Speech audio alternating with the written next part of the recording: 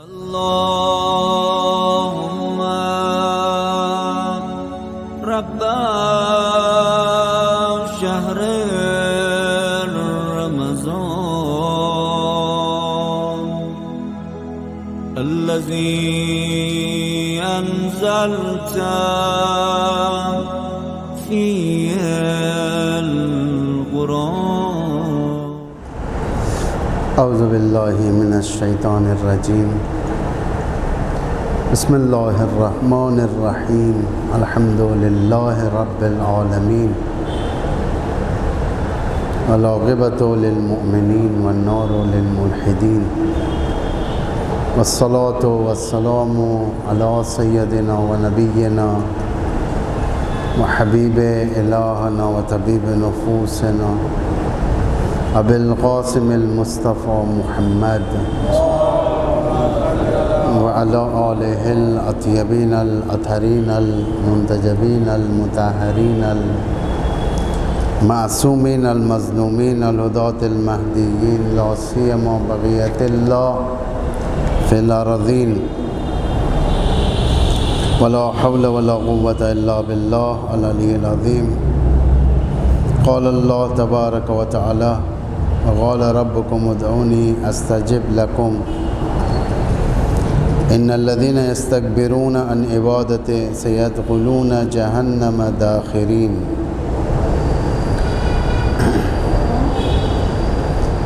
انسان اس کی سعادت کے لیے ضروری ہے کہ وہ قوانین الہی پر عمل کریں. جو انسان اللہ کے قوانین پر عمل نہیں کرتا، خدا کا اس کا کوئی دخل اس کی زندگی میں نہیں ہوتا. اسی لیے اپنی زندگی میں خدا کا ایک حصہ رکھنا چاہیے، رابطہ رکھنا چاہیے خدا سے. کمیونیکیشن جسے کہا جاتا ہے انگریزی میں، اللہ سے رابطہ. جس کا رابطہ خدا سے نہیں ہوتا وہ ایک چلتی پھرتی لاش کی طرح ہوتا ہے.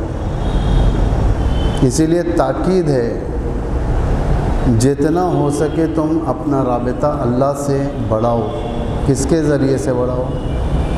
دعاؤں کے ذریعے سے بڑھاؤ، پکارنے کے ذریعے سے، اللہ آواز دینے کے ذریعے سے، بات چیت کے ذریعے سے. اس کے لیے کوئی خاص وقت نہیں ہے، اس کے لیے کوئی خاص جگہ نہیں ہے کہ انسان مسجد میں آ کر ہی دعا کریں. ایسا نہیں ہے. انسان اپنے گھر کے اندر سے بھی، اپنے بستر سے بھی پروردگار کو دعا کر سکتا ہے. اٹھتے بیٹھتے چلتے پھرتے اللہ سے دعا کر سکتا ہے انسان، کیونکہ خداوند متعال خود ارشاد فرماتا ہے وقال ربکم ادعونی. تمہارا رب تم سے کہتا ہے، کیا کہتا ہے؟ ادعونی، کہ مجھ سے دعا کرو، مجھے پکارو. فاستجب لکم، میں تمہاری دعا قبول کروں گا. ان الذین یستکبرون عن عبادتی، جو بھی میری عبادت سے تکبر کرے گا، استکبار کرے گا، یعنی یہاں پر کیا ہے؟ دعا کرنا عبادت ہے یہاں پر. سیدخلون جہنم داخرین، وہ جہنم میں ذلت کے ساتھ داخل ہوگا جو بھی میری عبادت کے سامنے آ جائے گا. یعنی یہاں پر کیا ہے؟ دعا عبادت کے معنی میں ہے کہ خدا سے وہ پکارتے رہنا، خدا کو یاد رکھنا ہمیشہ. دل میں خدا رہے، دل خدا کا گھر ہونا چاہیے، روح کے اندر خدا بسنا چاہیے. جس دل کے اندر خدا نہیں بستا اس دل کے اندر شیطان بستا ہے. جس دل کے اندر خدا، ولایت اللہ، ولایت رسول اللہ، ولایت امیر المومنین، ولایت ائمہ معصومین، جس دل کے اندر نہ ہو اس دل کے اندر کون آتے ہیں؟ شیطان آتا ہے۔ اس دل کے اندر نمرود آ جاتا ہے، اس دل کے اندر فرعون، اس دل کے اندر قارون کے خزانے آ جاتے ہیں، اس دل کے اندر معاویہ و یزید و بنی امیہ کے درباروں کے تجملات اس کے دل کے اندر جلوہ گر ہو جاتے ہیں، اس لیے کہ خدا اس کے دل کے اندر نہیں ہے۔ اسی لیے خدا نے دعا کو عبادت قرار دیا کہ تم دعا کرو، دعا کے ذریعے سے اللہ کے نزدیک ہو جاؤ۔ ایک شخص چھٹویں امام کے پاس آیا، آ کر کہنے لگا یا ابن رسول اللہ، میں نے مسجد میں 2 لوگوں کو جاتے ہوئے دیکھا ہے، اس میں سے ایک آدمی زیادہ نمازیں پڑھ رہا تھا اور ایک آدمی زیادہ دعا کر رہا تھا، اس میں سے کون بہتر ہے؟ امام نے فرمایا دونوں بہتر، دونوں بہتر، دعا بھی نماز بھی۔ اس شخص نے پوچھا کہ اس میں سے افضل کون ہے، بہترین کون ہے؟ امام نے فرمایا کہ وہ شخص جو دعا کرتا ہے، وہ شخص جو دعا کرتا ہے، اس لیے کہ خدا خود کہہ رہا ہے دعا کرو، پکارو مجھے، میں تمہاری دعا کو قبول کروں گا۔ ان الذین یستکبرون عن عبادتی، جو بھی اس عبادت کے مقابلے میں تکبر کرے گا، یعنی دعا نہیں کرے گا، کہے گا کہ میں دعا نہیں کرتا، مجھے نہیں چاہیے خدا، میرے پاس پیسہ ہے، بینک بیلنس ہے، پراپرٹیز ہیں، گھر ہیں، اولاد ہے، میرے پاس ہر چیز ہے، میں کیوں خدا کو پکاروں؟ خدا کہتا ہے سیدخلون جہنم داخرہ، داخرین، انہیں اللہ ذلت کے ساتھ جہنم میں داخل کرے گا۔ خدا نے قرآن میں بہت سارے عذابوں کو بیان کیا ہے، اس میں سے ایک عذاب کا نام ہے، خدا جو دیتا ہے عذاب یغزی، عذاب یغزی، رسوائی والا عذاب، فہو عذاب مقیم، اور وہ زیادہ رہنے والا عذاب ہے، لانگ ٹرم عذاب ہے، یہ عذاب یغزی، ذلت والا عذاب، رسوائی والا عذاب، یہ جلدی ختم نہیں ہوتا۔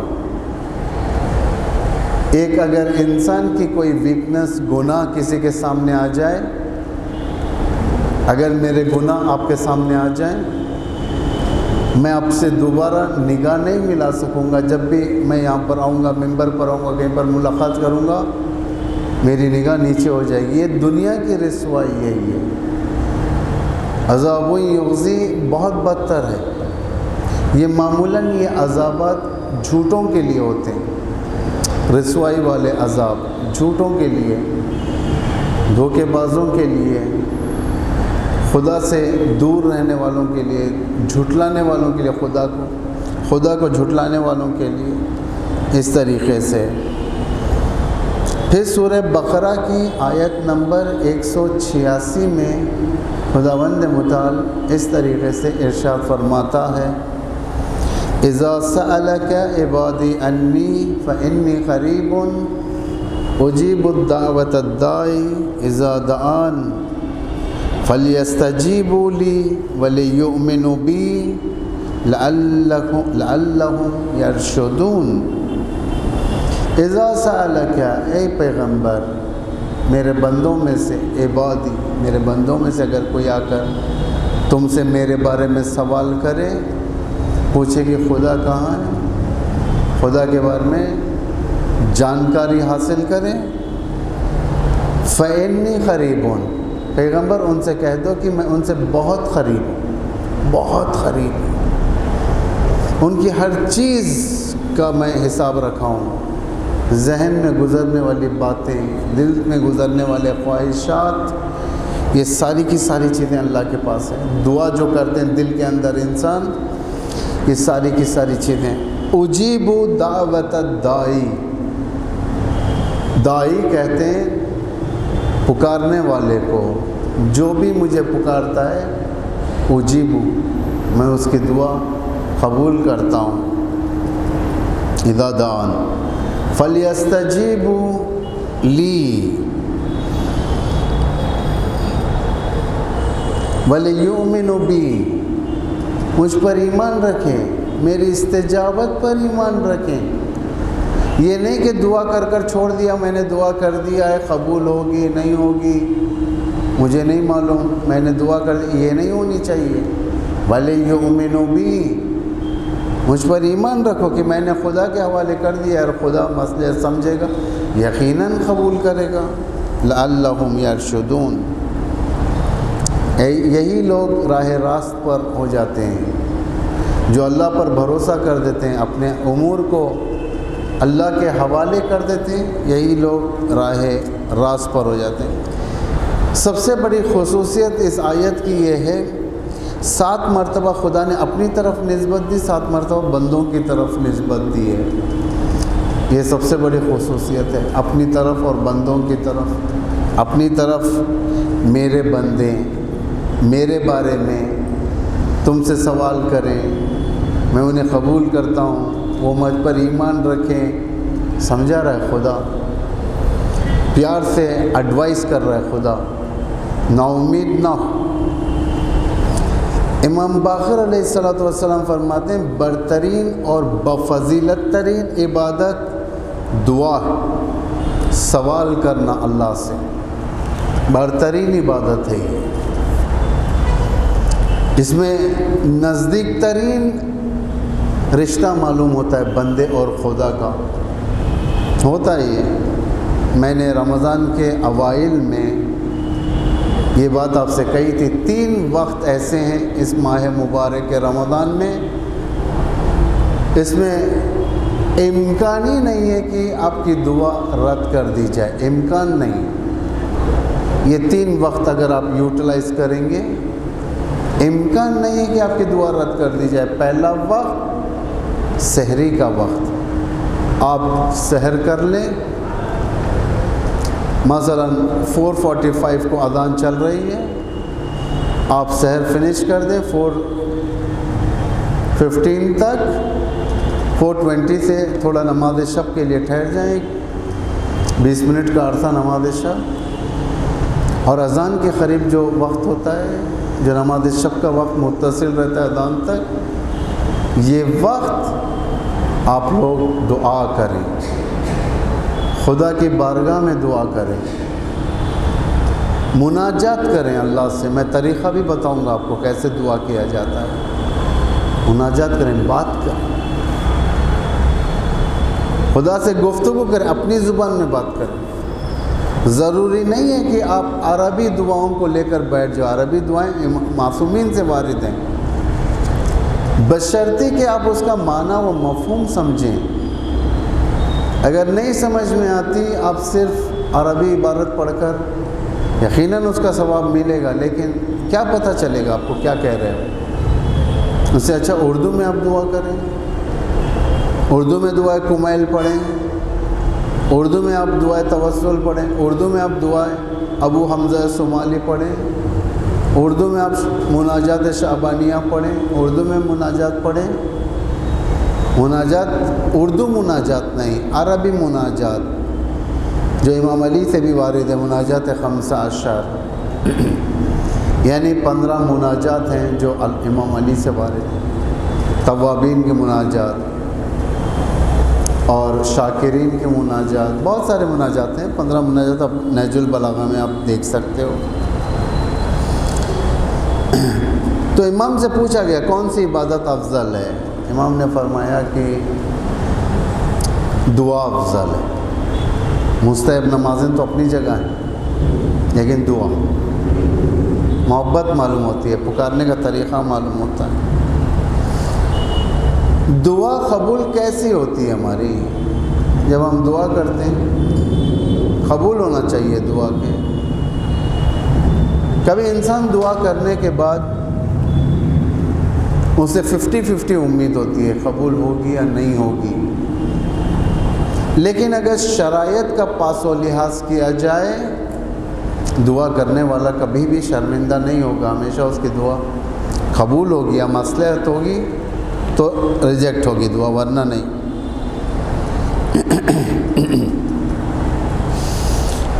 اس میں چند شرائط ہیں دعا کے قبول ہونے کے، میں آپ کے سامنے بیان کرتا ہوں۔ ایک، دعا کی مصلحت دیکھی جاتی ہے، بغیر مصلحت کے اللہ قبول نہیں کرتا، مصلحت دیکھتا ہے اللہ، آیا اس کے حق میں بہتر ہے یا نہیں ہے۔ مثال کے طور پر اگر ایک چھوٹا سا بچہ دکان جائے، چھوٹا سا بچہ ہے، 5 سال کا، 6 سال کا چھوٹا سا بچہ، اپنے باپ سے کہے دکان کے اندر شوکیس کے اندر بہت ساری چیزیں رکھی ہوئی ہیں اور اسی کے ساتھ چاقو رکھی ہوئی ہے، تیز برندہ چاقو، کاٹ دینے والی چاقو تیز۔ 6 سال کا بچہ کہے گا کہ بابا مجھے یہ چاقو دلوا دے۔ باپ چونکہ ہمدرد ترین فرد ہے، باپ چونکہ سرپرست ہے، باپ چونکہ ولی ہے، اگر باپ جاہلانہ محبت رکھتا ہے، مصلحت نہیں سمجھتا، تو فوراً پیسہ نکالے گا، دکاندار کو دے گا، کہے گا کہ یہ چاقو اٹھا کر نکال کر میرے بچے کے حوالے کر دو۔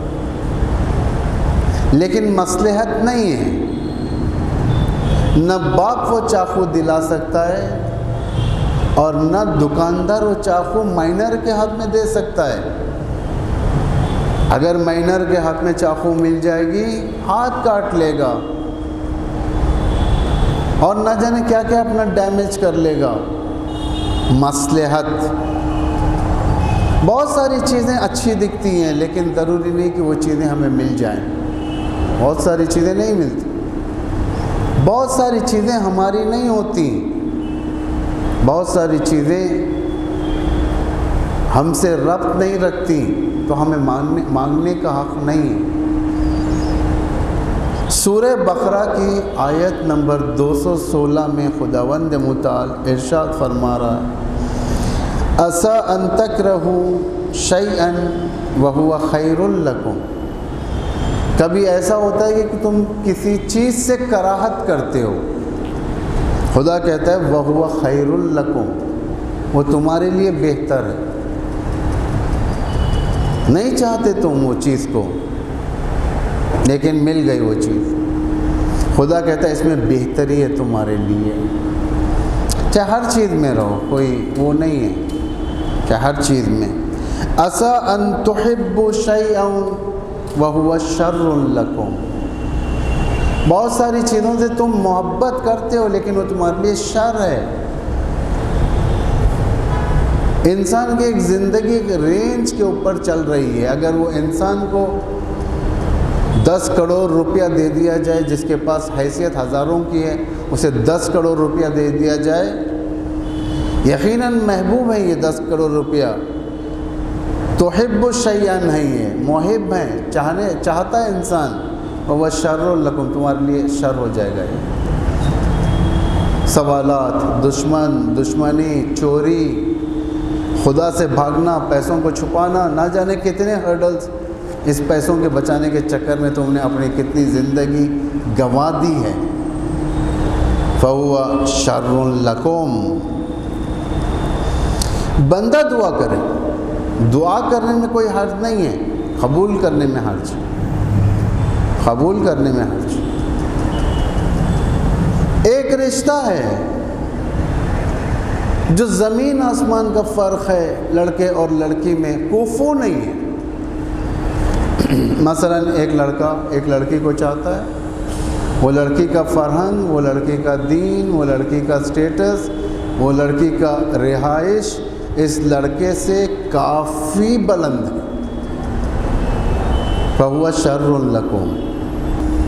سٹیٹس میں فرق ہے اور انسان اس کے پیچھے جاتا ہے لیکن خدا نے اس کے لیے نہیں قرار دیا، کوفو قرار دیا۔ کوفو یعنی سٹیٹس کے برابر بات کرو، تمہارے سٹیٹس کی لڑکی ہے، تم اس لڑکی کو حاصل کرو، رشتہ بھیجو، تمہارے سٹیٹس کا عہدہ ہے، لو تم اس عہدے تک جاؤ. ایسے بہت ساری چیزیں آپ کو روزانہ کی زندگی میں ملیں گے جو بہت ساری چیزوں سے کراہت کرتا ہے انسان. دوا، کڑوی دوا ہوتی ہے، کراہت کرتا ہے کھانے سے. فہو خیر لکم، وہ تمہارے لیے بہتر ہے، اسی میں شفا ہے تمہارے لیے. میٹھی چیز ہے، بہت زیادہ میٹھی ہے. کوکو کولا، پیپسی اور نہ جانے آج کل جو ڈرنکس نکلے ہیں جو ہائی شوگر کریٹ کرتی ہیں، بہت چیزیں. عسیٰ ان تحبوا شیئا، تمہیں بہت پسند ہے. فہو شر لکم، وہ تمہارے لیے شر ہے. رمضان ہے، پھلکیاں تلی جاتی ہیں، وڑے تلے جاتے ہیں، نہ جانے کیا کیا تلے جاتے ہیں گھروں کے اندر. تیل بی پی پیشنٹس کے سامنے آ جاتا ہے. کھار، نمک. عسیٰ ان تحبوا شیئا وہو شر لکم، بہت پسند ہے لیکن تمہارے لیے شر ہے، تمہارے خون کو فاسد کر دے گا یہ. دوسری شرط دعا کے قبول ہونے کے لیے کوئی مفسد دعا نہ ہو. ایک شخص کو مارنے کے لیے خدایا فلاں شخص کو تو اگر مار دے گا میں تیری بارگاہ میں 2 رکعت نماز پڑھوں گا، مفسد دعا ہے. خدایا نعوذ باللہ اگر میں وہ شراب مجھے مل گئی تو میرے لیے بہت اچھا ہو جائے گا، جو بھی برائی اچھا ہو جائے گا. مفسد دعا ہے یہ. دعا قبول اصلاً نہیں ہوتی، اصلاً نہیں جاتی اوپر. بہت ساری بدوائیں نہیں جاتی. ایک دوسرے کے حق میں جو بدوا کرتے ہیں وہ اللہ ریجیکٹ کر دیتا ہے. وہ کہتا ہے کہ یہ آسمان پر آنے کی دعا نہیں ہے، اس لیے کہ یہ سچے دل سے نہیں کی گئی یہ دعائیں. بہت ساری دعائیں، بہت ساری بدوائیں ریجیکٹ ہو جاتی ہیں. اس کے بہت سارے واقعات ہیں خود حدیث قدسی میں کہ تم ایک دوسرے پہ لعنتیں نہ کرو کیونکہ خود لعنت تم پر پلٹ جائے گی. جتنا لعنت کرو گے تم، اگر تم کہو گے جھوٹوں پر اللہ کی لعنت، اگر ہم جھوٹے ہیں تو ہم پر بھی لعنت پڑ دے گی. بہت سارے ایسے ہیں، یعنی جیسے آج کل کے میزائلز ہوتے ہیں، اسمارٹ ٹارگیٹ، اسمارٹ میزائلز جا کے ٹارگیٹ پر لگ جاتے ہیں. قرآنی آیات بھی اسمارٹ ہیں، بہت ٹارگیٹ پر لگتی ہیں. اس لیے بدوا نہیں کرنا چاہیے، مفسد دعا نہیں ہونی چاہیے. خدایا اس کے خاندان کو برباد کر، خدایا اسے برباد کر، خدایا ان دونوں میں جدائی ڈال دے، ان دونوں میں فاصلے پیدا کر دے. یہ نہیں ہونا چاہیے.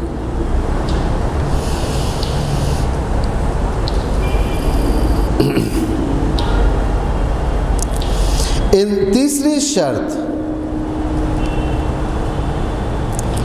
انسان جو خدا سے وعدہ کیا وفاداری کریں. شرط دعا ہے، صرف ون سائیڈڈ معاملہ نہیں ہے، 2 طرف کا ہے. تم نے جو وعدہ کیا اللہ سے اسے پورا کرو. عالم ذر میں جو اللہ نے تم سے وعدہ لیا ہے، میں نے ابتدا کے مراحل میں اس بات کو اسی درس میں کہہ دیا تھا کہ عالم ذر ایک ہوتا ہے، کئی عالم ہیں. فرسٹ سٹیج عالم ذر، سیکنڈ سٹیج دنیا، تھرڈ سٹیج موت، چوتھا سٹیج قبر، 5واں سٹیج قیامت. یہ 5 سٹیج سے ہم آج تیسرے سٹیج پر ہیں. پہلا سٹیج عالم ذر ہے جہاں پر ہم سے وعدہ لیا گیا ہے، عہد و پیمان جسے کہا جاتا ہے. ایک شخص امام صادق کی خدمت میں آیا، آ کر کہنے لگا یا ابن رسول اللہ، آپ لوگوں نے کہا کہ دعا کرو، اللہ کہتا ہے قرآن میں ادعونی استجب لکم، دعا کرو مجھے پکارو میں تمہاری دعا کو استجاب کروں گا. میں نے کتنا پکارا اللہ کو، بہت دعا کیا ہے میں نے، لیکن میری دعا استجاب نہیں ہوئی. امام فرماتے ہیں کہ ٹھیک، حتماً کوئی دعائی پروٹوکولز مس ہو گئے تجھ سے، یعنی اللہ نے تیری دعا قبول نہیں کیا، اس کا مطلب تو نے کہیں نہ کہیں اللہ کی دعا کو قبول نہیں کیا. امام فرماتے ہیں اوفو بعہدی اوفی بعہدکم، کہ تم میرے وعدے کو پورا کرو، میں تمہارے وعدے کو پورا کرتا ہوں۔ سورہ انفال میں بھی پروردگار ارشاد فرما رہا ہے، یا ایھا الذین آمنوا استجیبوا اللہ و للہ و رسول، اس طریقے کی آیت کہ اے ایمان والو، جب اللہ اور اس کا رسول تمہیں آواز دیں، پکاریں، تو تم استجاب کرو، وہ تمہارے لیے بہتر ہے، تمہاری بھلائی کے لیے رسول اور اللہ کچھ کہنا چاہتے ہیں۔ تم اللہ کا عہد پورا کرو، اللہ تمہارا عہد پورا کرے گا، یقیناً قبول کرے گا۔ تو اگر ہم اللہ کا عہد پورا نہیں کریں گے، گناہ سے نہیں بچیں گے، لوگوں کے ڈسٹرکشن ایجنڈا جو ہم رکھتے ہیں دلوں کے اندر، انہیں بربادی نہ برباد، ان چیزوں سے نہیں بچیں گے، اپنے اندر اخلاص نہیں پیدا کریں گے، کہاں سے دعا قبول ہوگی؟ امام فرماتے ہیں قسم خدا کی، اگر تم وفا کرو گے تو خدا بھی تمہارے ساتھ وفا کرے گا۔ امام قسم کھا کر کہتے ہیں بس وفاداری۔ چوتھی شرط یہ ہے کہ دعا کرنے کا طریقہ جانا جائے۔ دعا کرنے کا طریقہ کہ ایک شخص امام صادق کے پاس آیا، سملر کویسچن تھا یہ، امام سے کہا کہ یا ابن رسول اللہ، میں جتنا بھی دعا کرتا ہوں میری دعا قبول نہیں ہوتی ہے، کیا مسئلہ ہے میرے ساتھ؟ امام نے فرمایا کہ شاید تو شرائط دعا میں پرفیکٹ نہیں رہے گا، تو یہ میری زبان، شاید شرائط دعا کہیں نہ کہیں تو اس سے چھوٹ رہے ہیں، اس کا لحاظ رکھو شرائط دعا کا۔ پہلی چیز محمد و آل محمد پر درود پڑھا کرو دعا سے پہلے۔ بسم اللہ الرحمن الرحیم کہو دعا۔ حمد و ستائش الہی کرو، آپ حمد کرو اللہ کی، اس کی نعمتوں کی تعریف کرو، خدا کی تعریف کرو۔ خداوند متعال ارشاد فرما رہے وَلِلَّهِ الْأَسْمَاءُ الْحُسْنَى، اللہ کے نیک نام ہے، خوبصورت نام ہے، اسماء الحسنہ یعنی خوبصورت نام ہے، فَادْعُوهُ بِهَا، اس کے ذریعے سے پکارو اللہ کو۔ اور یاد رکھو دعاؤں کے وقت یہ بھی یاد رکھو اسماء جلالہ اثر کرتے ہیں دعا کے وقت۔ آپ قرآن کے اندر جو آیتیں ہیں اسماء جلالہ کی، سورہ طٰہٰ کے اندر ہیں، سورہ طٰہٰ کے اندر ہیں، سورہ حشر کے اندر ہیں، اور ایک سورہ ہے جس کا نام میں فراموش کر رہا ہوں، اس کے اندر یہ اسماء الہی پائے جاتے ہیں۔ اگر اس کو پڑھنے کے بعد ایک صلوات پڑھیں محمد والے محمد۔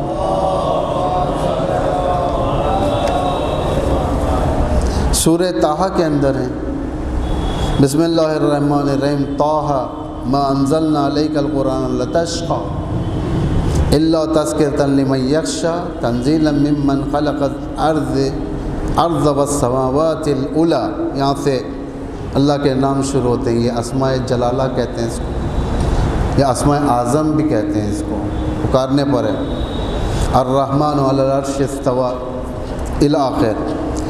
سورہ حدید میں بھی ہے، سورہ حدید میں وہی ابتدائی آیتیں ہیں، بسم اللہ الرحمن الرحیم، سبح للہ ما فی السماوات والارض وہو العزیز الحکیم، لہو ملک السماوات والارض، اسی کے لیے زمین اور آسمان، یحیی و یمیت الی آخر۔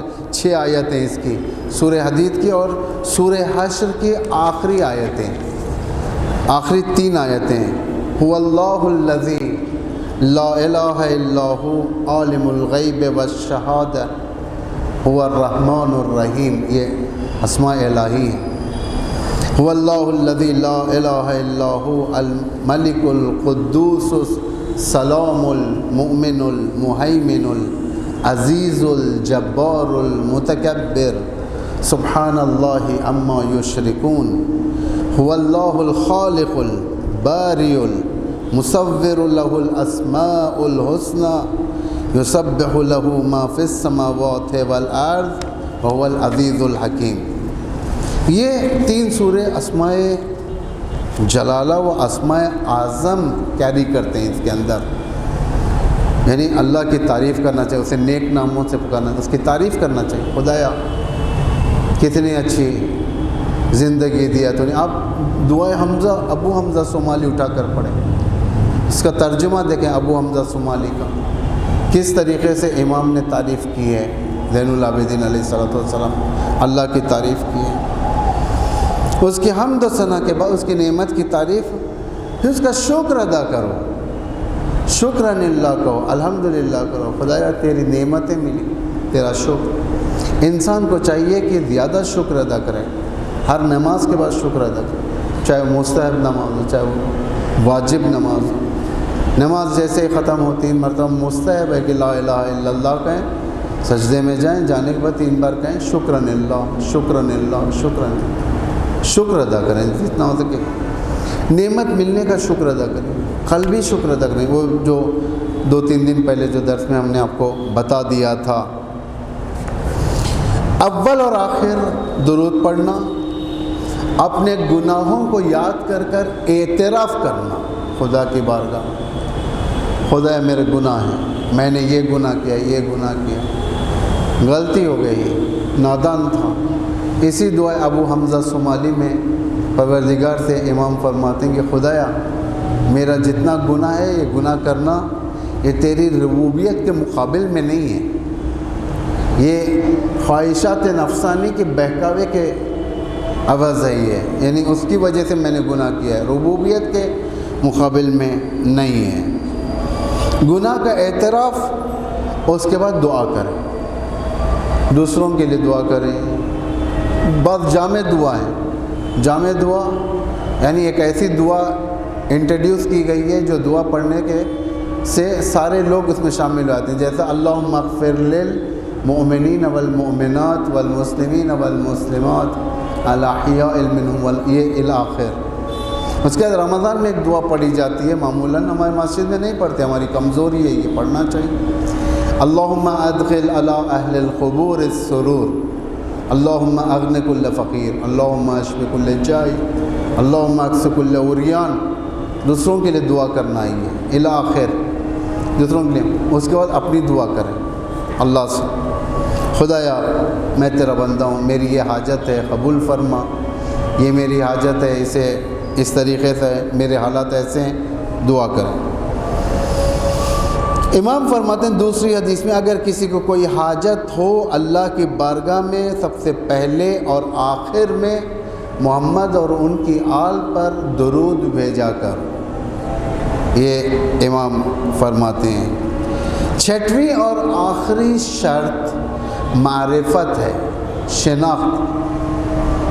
جتنا تم اللہ کو پہچانو گے اتنا تمہاری دعا میں سیریسنس آئے گا۔ اگر تم اللہ کو نہیں پہچانو گے، صرف لگنے زبان کا ایک پھیرنا جیسے کہا جاتا ہے، زبان چلانا اللہ کے بارے میں، وہ ہوگا۔ جتنا معرفت زیادہ ہوگی اتنا دعا رنگ لائے گی، پہچان جسے کہا جاتا ہے، پہچان کہ خدایا میں ایسا دیکھ رہا ہوں جیسا خدا سامنے ہے، جیسا کہ امام علی نے فرمایا تم خدا سے خوف سے اس طریقے سے عبادت کرو جیسے تم خدا کو دیکھ رہے ہو۔ اگر تم خدا کو نہیں دیکھ رہے ہو تو اس بات کو یقین جانو کہ خدا تمہیں دیکھ رہا ہے، اسے کہتے ہیں معرفت۔ اسی لیے دعائے عرفان میں، معرفت والی دعا میں سب سے پہلا جو جملہ ہوتا ہے اللہم عرفنی نفسک، خدایا مجھے تیری معرفت کر، تیری شناخت پیدا کر میرے اندر، تیرا انٹروڈکشن، تیرا بایو ڈیٹا میرے سامنے ناقص ہے، مجھے نہیں آتا تجھے، میں نہیں پہچانتا تجھے۔ پہلے شناخت زیادہ کرو اللہ سے، معرفت زیادہ کرو، پہچانو اللہ کو۔ اس پہچاننے کا طریقہ چلتے پھرتے نہیں ہو سکتا۔ آثار خلقت کو دیکھو، اپنی خلقت کو دیکھو، زبان کو دیکھو، بات کرتی ہوئی زبان کو کہاں سے بات کر رہی ہے، کوئی بیٹری نہیں لگی ہوئی ہے، یہ آنکھ کیسے دیکھ رہے ہیں۔ امام علی علیہ السلام نہج البلاغہ میں فرماتے ہیں عجبت لہذا الانسان، مجھے تعجب ہے اس انسان پر جو ایک چربی سے دیکھتا ہے، ایک گوشت کے ٹکڑے سے بولتا ہے اور ایک ہڈی کے ٹکڑے سے سنتا ہے۔ یعنی تعجب کی جگہ یہ کون دے سکتا ہے؟ اس شنوائی جو کان میں جانے والی باتیں یہ کون دے سکتا ہے؟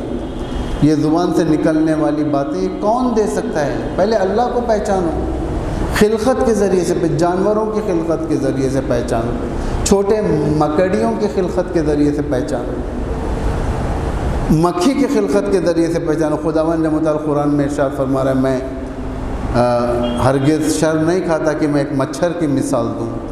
یعنی اللہ یہ سب مثال دے رہا ہے، کیوں دے رہا ہے؟ تاکہ شناخت الہی، خدا کی شناخت ہو۔ بہرحال انشاءاللہ بقیہ کل۔ والسلام علیکم ورحمۃ اللہ وبرکاتہ۔